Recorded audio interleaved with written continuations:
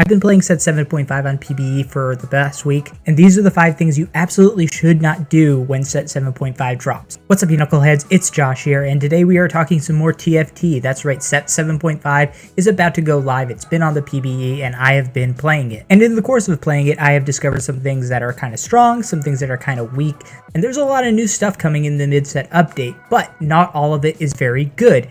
So if you don't want to chase the shiny new object and get sucked into a pool where you lose all of your LP and get placed in bronze 2, then this is the list for you, because here are 5 things that you absolutely don't want to do if you want the chance to get some LP early. And number 1 on this list is very general. It's don't play slow roll comps. Even though there's a lot of gold in the early part of the game, thanks to like the Lagoon trait and the reworked Astral trait, which should make slow rolling easier in the early game because there's more gold to roll with, I haven't really seen that many slow roll comps do very well, and there quite frankly aren't a lot of good early game carries that you can roll for. Instead, you really want to use that early gold to get yourself either a win streak going or just stock it up to get your interest as high as possible so you can push those levels quickly. Don't spend that gold re-rolling for a Nidalee or Kai'Sa or Ezreal 3. Unfortunately, it just doesn't work. They're going to get outpaced very, very quickly.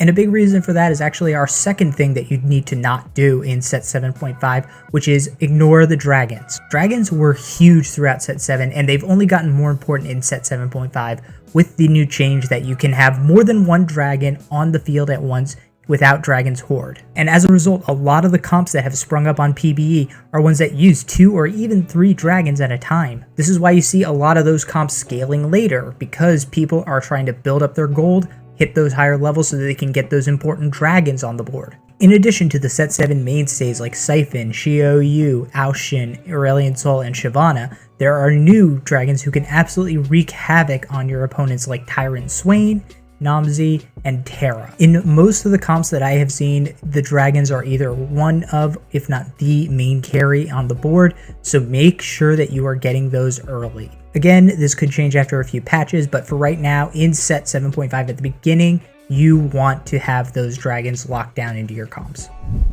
The number 3 big thing to avoid is basically the entire Lagoon origin. I have tried quite often to make a Lagoon comp work, and it really just doesn't.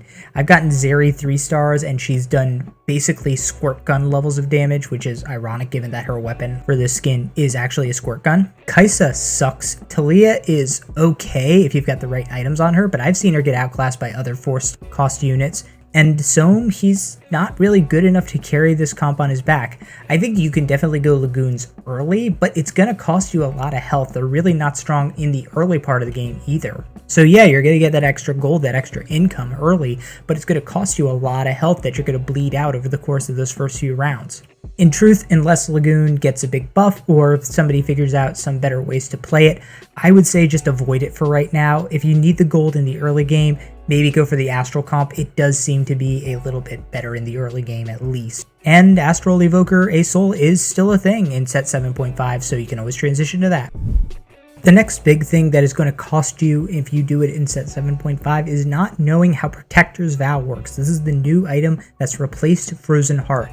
Whereas with Frozen Heart, enemy units around the wearer would gain attack speed debuff. For this one, ProtectsVal will grant nearby allies a % health shield, and then armor and magic resist for the rest of combat. So obviously you want this on your tankiest members. Unlike Frozen Heart, you don't want it on backline divers. Instead, you want it on units that are going to be in the front thick of things, ideally ones that are actually going to lose their health pretty early so that they can get that % health shield onto allies nearby very quickly. And also that armor and MR buff is permanent for the rest of that combat, so you want to get it on a champion that's near other tanks and probably the one that's going to die first. So please do not make the mistake of putting a chain vest and a tier together and sticking in on Diana. That is not going to work out for you. And last but not least is not knowing how the new Darkflight comp works. So Darkflight comp will have you sacrifice one unit, does not have to be a Darkflight, who is holding an item, and then a copy of one of their items will be given to all Darkflights. This means it's in your best interest to pick one unit that you're going to sacrifice that you don't really need, stick it with a very powerful item that all the Darkwings can use, and let them wreak havoc. Some really strong ones that I have seen have been items like Spear Shojin, Titan's Resolve, or QSS. These are items that just about all of the units can use, and they're all pretty good. I would say stick them on a one-cost unit like a Senna or a Sejuani that can fit into your comp pretty easily. and let their sacrifice pay off for the greater good of your team. Also, if you can and you get an uncraftable item like an emblem or a radiant item, stick it on that sacrifice. Those items will instead be transformed into Darkflight essence, which all units get, and that means anytime one of your Darkflights dies, the other Darkflights get the bonuses off of the items that they were holding, not the attributes, just the stat bonuses. So that is it. That is everything that you should not do if you want to be successful at the start of set 7.5. Guys, let me know what you think. Let me know what comps you're excited to play when set 7.5 start off. What goals are you setting for yourself? Maybe it's hitting gold for the first time, or platinum or diamond or masters. And if you have any good comps of your own that you want to share, do that in the comments too. You can check out my latest TFT tier list for the end of set 7 right here. I'll catch you next time, Knuckleheads.